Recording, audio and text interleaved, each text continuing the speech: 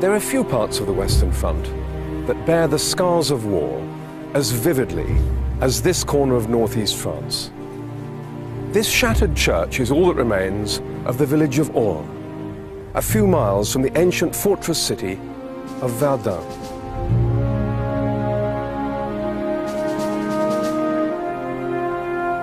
In 1916, it was razed from the map, with 8 other villages, as a result of one man's monstrous vision. Erich von Falkenhayn, the German chief of staff, had decided that Verdun would be the place where France would bleed to death. By the beginning of 1916, the Western Front ran 400 miles across France, from the Belgian coast to the Swiss border. For more than a year, the opposing armies had been unable to break the deadlock of trench warfare. At Verdun, the German line looped around the city and its defensive forts.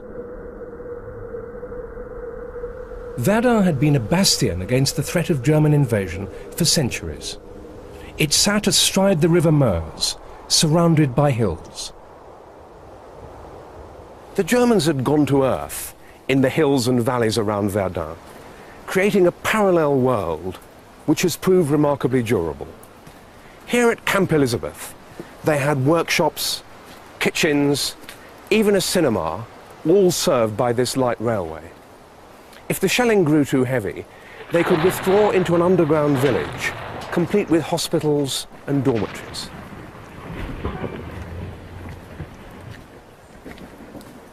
But General Falkenhayn knew that the war could not be won from the safety of a bunker. Germany's enemies would only grow in strength thanks to their superiority in manpower and material. He believed that Germany should strike first, here at Verdun. Verdun had such symbolic importance to the French that Falkenhayn was sure that they would commit every last man to its defense.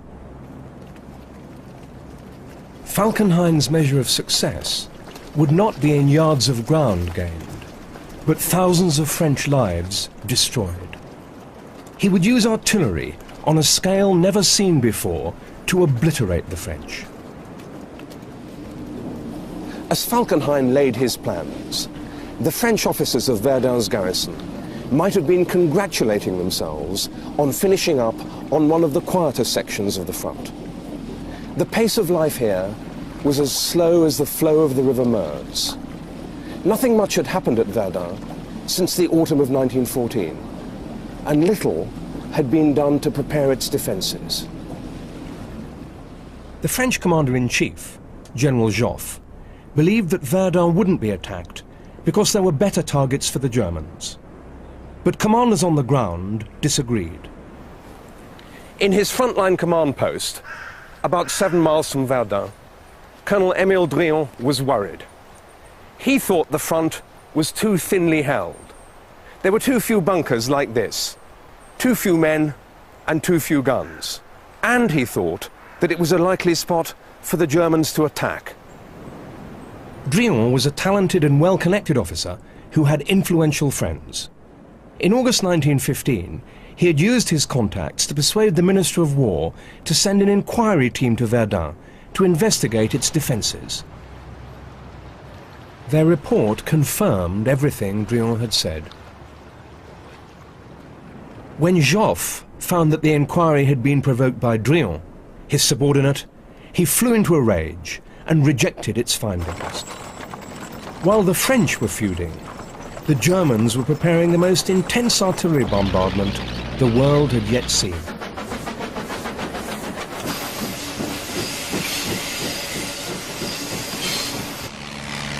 By the end of January, aerial photographs and reports from deserters and spies forced Joffre to accept that a huge assault was close. Almost too late, 2 more French divisions were rushed into Verdun. The French had fallen to Falkenhayn's trap.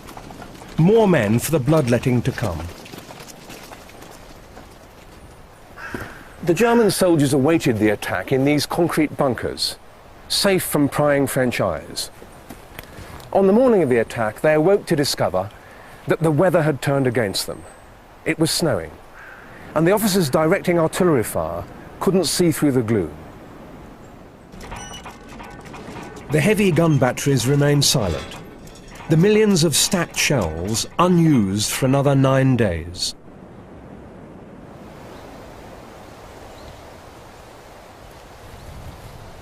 The 21st of February dawned fine. As the covers were slipped off the barrels of 1,000 German guns, Colonel Drion's men were brewing fresh coffee. Suddenly, the wood was swept by a deluge of shells. Branches were cut off, whole trees uprooted, men buried alive. One of them, Corporal Stefan, wrote, "It was a hurricane, a storm, a tempest growing ever stronger, where it rained nothing but paving stones." Drion had come forward to his command post early that morning. When the first shells fell, he finished giving his orders, then descended these steps into the bunker to receive absolution from his chaplain. The bombardment went on for most of the day. Perhaps 80,000 shells hit the wood. Some reinforced bunkers were simply smashed. And as for the troops in open trenches, they didn't stand a chance. When it stopped, at 4 o'clock that afternoon, the German infantry came on. They expected little opposition, because the guns had done their terrible work. Drion and a few surviving troops fought bravely, but the Germans had brought a new weapon to finish them off.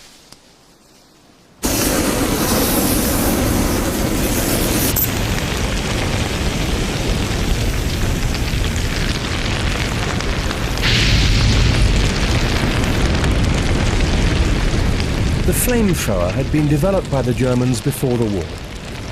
It had been used against the British with ghastly consequences in 1915.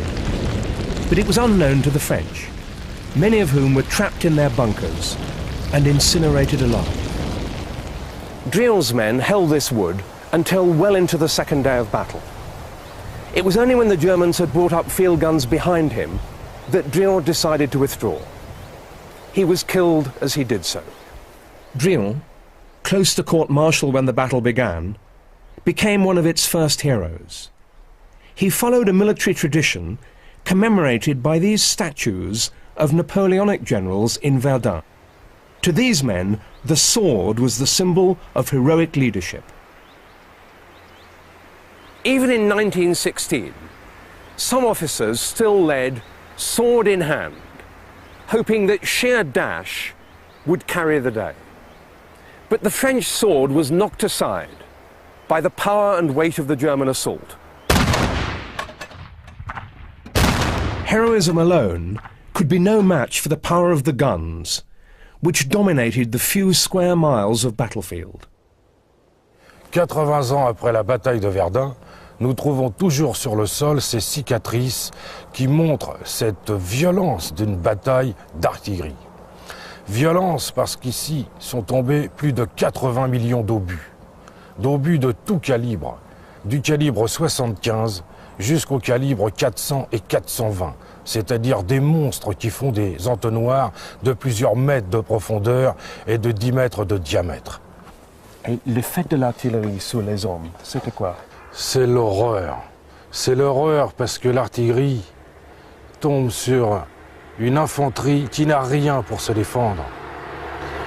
Les hommes sont dans des tranchées, dans quelques abris, ils creusent comme des bêtes, comme des taupes, une vie en enfer. L'enfer, c'est aussi les destructions causées par cette artillerie, les copains qui sont tués. On reçoit une langue sur la capote, on voit le copain qui reçoit un obus, un éclat d'obus qui le coupe en deux, le copain qui est en train de mourir. On a l'apathie, cette apathie qui met le soldat dans un état second, c'est-à-dire qu'il ne réagit plus.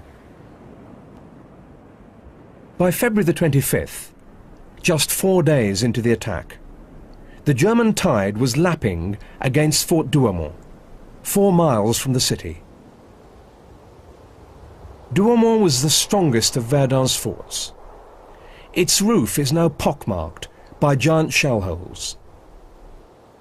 In 1916, it was protected by thick belts of barbed wire and machine guns.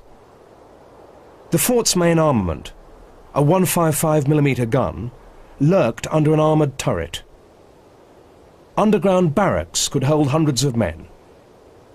Douaumont seemed impregnable. Onto the scene came Pioneer Sergeant Kuntz, who led a section of men under the guns of the fort. He found a gap in the railings, and while he was working out what to do next, a shell burst nearby, and its blast blew him into the ditch. But he got to his feet to see that the only way into the fort seemed to be a firing slit high over his head. He ordered his men to form a human pyramid, scrambled up, and managed to wriggle his way in. The first German soldier had breached Verdun's strongest defense. Kuntz had by now lost contact with his gallant band and found himself wandering alone through this concrete labyrinth. Guided by the thump of the 155mm gun, which was firing at some distant target, he eventually found his way into the turret.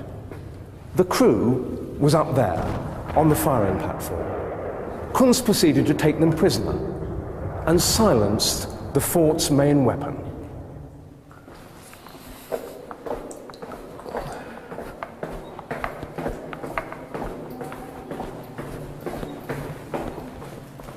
As Kuntz roamed these corridors, pistol in hand, it became clear that there was simply no one about. The fort's garrison had in fact been run down to just 56 elderly artillerymen. An order for reinforcement had been lost in the confusion of battle.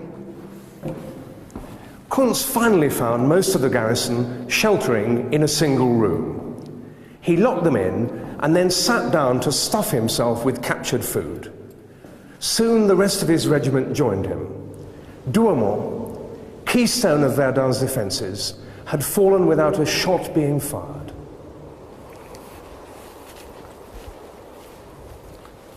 The fall of Douaumont caused jubilation in Germany. Newspapers even predicted the collapse of France. Some French troops panicked, fleeing before the Germans had even reached their positions. The crisis demanded a change of leadership at Verdun, and Joffre decided to appoint a new commander to check the Germans. General Philippe Pétain was an imposing figure, physically and mentally. He was respected and trusted by his troops. His appointment was a boost to badly battered French morale.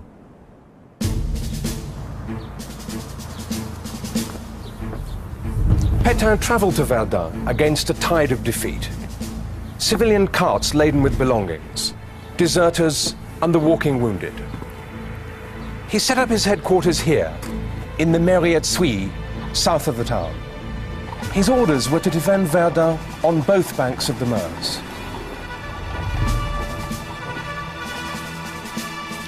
Pétain phoned his commanders, told them that he was in charge and that Verdun would be held. Then he fell asleep here, in a house near the Mairie. When he awoke, he had pneumonia. For the next week, although shaking with fever, Pétain still radiated good common sense. No more crazy counterattacks. Rearm and reinforce the forts. And above all, recognize that it was a gunner's war.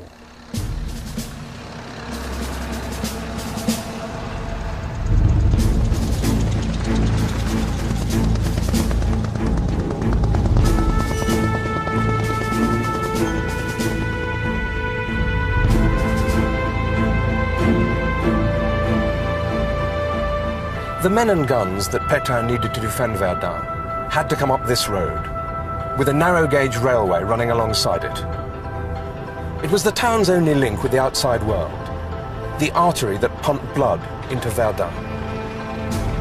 Day and night, the trucks never stopped. At night it resembled the coils of some gigantic luminous serpent. At its busiest, one truck passed every 14 seconds.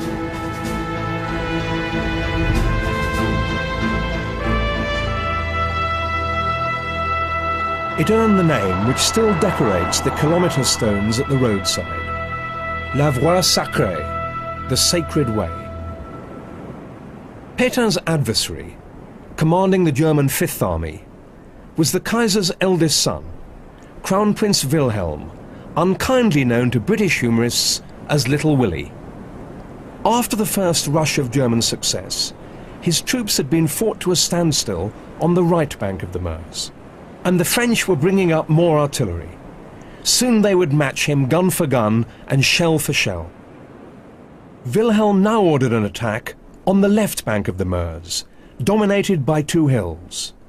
One is called the Mortom, the Dead Man, perhaps because of some sinister tale from medieval times. In 1916, the term was grimly appropriate. In April and May, the battle seethed across these slopes, stripped bare by artillery and raked by machine gun fire.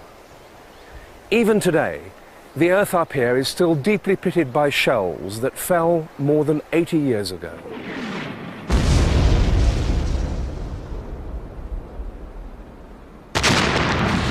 It took the Germans 3 months to capture the Mortom and its sister Hill 304.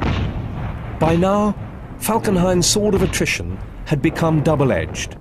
He was losing almost as many men as the French.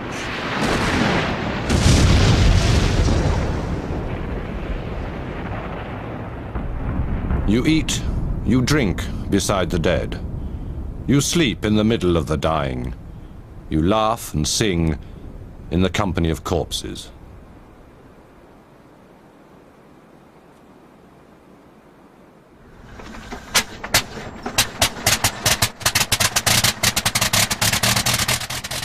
As artillery became more dominant, the fortunes of the aeroplane soared. New tactics on the ground forced the pace of change in the skies. In 1914, there'd been a handful of primitive planes. By early 1916, new models like this Moran were transforming the role of aviation. Both sides were building up huge fleets in the struggle for air supremacy. Verdun est en fait la première bataille où on a vu une évolution énorme de transformation de l'aviation. On est passé donc d'une aviation qu'on pourrait appeler passive, c'est-à-dire en réglage d'artillerie, reconnaissance aérienne, et à une aviation de combat pur, avec l'apparition des premiers chasseurs, dont le but était justement d'interdire cette reconnaissance aérienne. Verdun est important parce que c'était une énorme bataille au sol avec une quantité très importante de troupes d'artillerie, et il fallait à tout prix que les adversaires voient ce qui se passait de l'autre côté, et on a vraiment là vu l'arrivée des premiers avions de chasse dont le but était l'interdiction du survol du champ de bataille par les avions d'observation adverses. Many French pilots were wounded soldiers who could not return to the front. Most were young and could expect to survive no more than a few weeks. Planes were shot down or simply fell from the sky through engine failure. Some pilots quickly became national heroes. Ils sont devenus des héros parce que la population civile, donc les gens de l'arrière, avaient besoin de s'identifier avec des vainqueurs, et il était plus facile d'avoir un pilote que l'on connaissait, dont on connaissait le nom, dont on connaissait la photo, dont on connaissait le palmarès, et ça permettait aux civils de dire on est les plus forts parce qu'il y a Guilmer, Fonck, etc. There is only that strip of murdered nature. It seems to belong to another world. Every sign of humanity has been swept away. The woods and roads have vanished like chalk wiped from a blackboard. Of the villages, nothing remains but grey smears. Pétain believed that his men could only stand so much of this horror, and he rotated his troops through Verdun. Perhaps 2/3 of the army came this way, up to the Calvary of Verdun. But Joffre was growing impatient.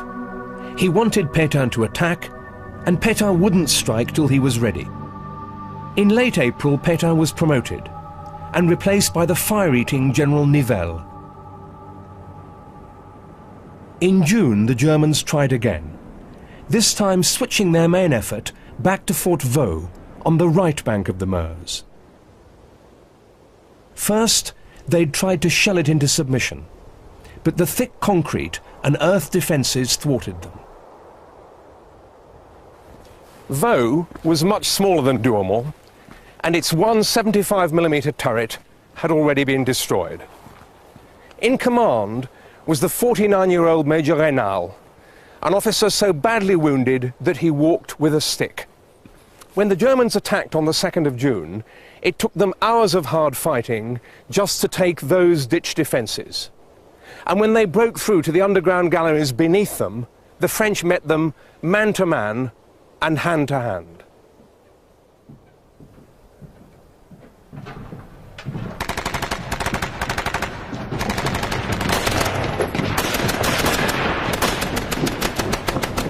For the next week, Frenchmen and Germans fought their way through this maze. The French would set up a sandbag barricade and defend it with a machine gun. The Germans would destroy it with a demolition charge. The whole fort shook with the blast. Men were deafened by the noise, blinded by the fumes. And so it went on, yard by yard.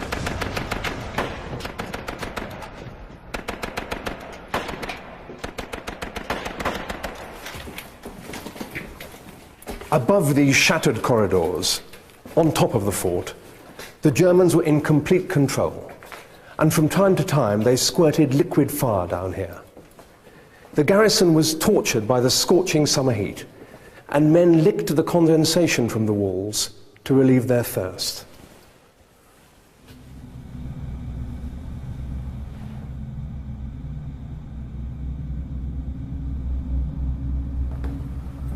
It was thirst that finished Raynal. With no water left, he sent off his last carrier pigeon demanding support. When none came, he was forced to surrender. He'd lost about 100 men. His attackers, almost 3,000. Outside, the shell-torn ground around the forts had become a vast abattoir. The dead lay everywhere, buried and uncovered again by shell blasts. You found the dead embedded in the walls of the trenches, heads, legs and half bodies, just as they've been shoveled out of the way by the picks and spades of the working party. Having despaired of living amid such horror, we begged God not to have us killed, the transition is too atrocious, but just to let us be dead. We had but one desire, the end.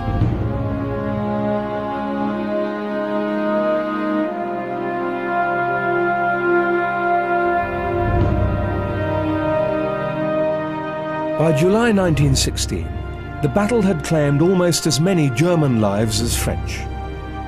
Perhaps 500,000 men had been killed or wounded in a tiny strip of land. The shelling never ceased. Those who survived the journey to the front often became lost in a maze of shell holes, and in the dawn became easy targets for the enemy machine gunners. Verdun had by now become more than a battle. It was a symbol of France's struggle against the German invader. Pétain's famous phrase, "Ils ne passeront pas," they shall not pass, echoed throughout the land. Civilians in Paris, just 150 miles away, had little understanding of the terrible realities on the ground. But they did recognize that Verdun had become a matter of national survival.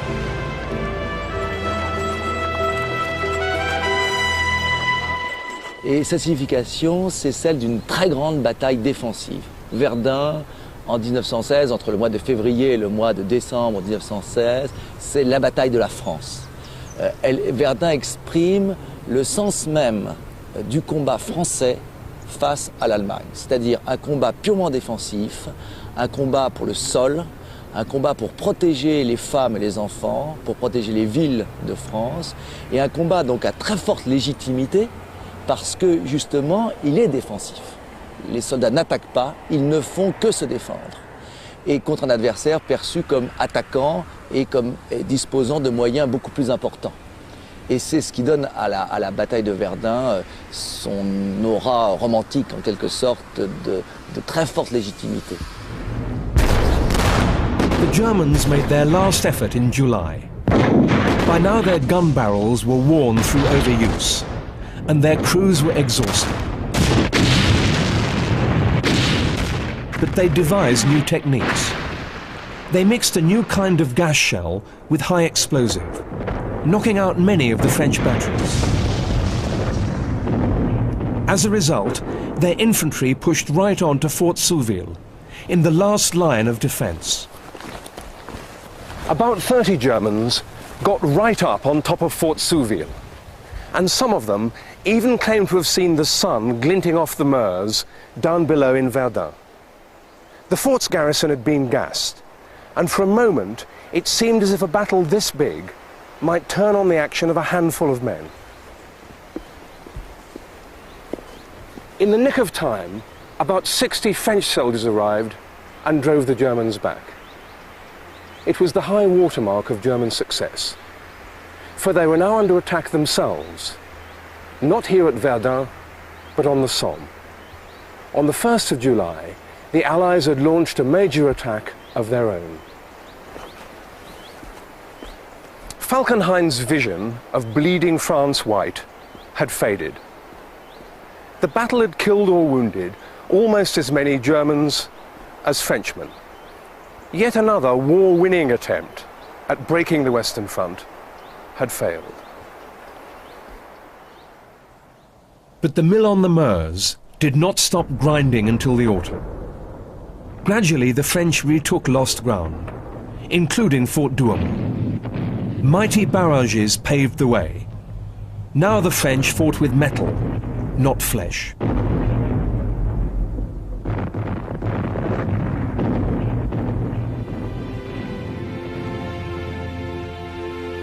I've spent my professional life visiting battlefields, but there's something about this one that appalls me more every time I see it. Even now, it's impossible to be certain just what Verdun means in human suffering. Perhaps 1 million men were killed or wounded here. The battlefield was so small, so thoroughly ploughed by shells, that many of the dead could never be identified, or were reduced to mere fragments of humanity. The bones of over 100,000 men lie in the ossuary on Douaumont Ridge. It's the saddest place I know.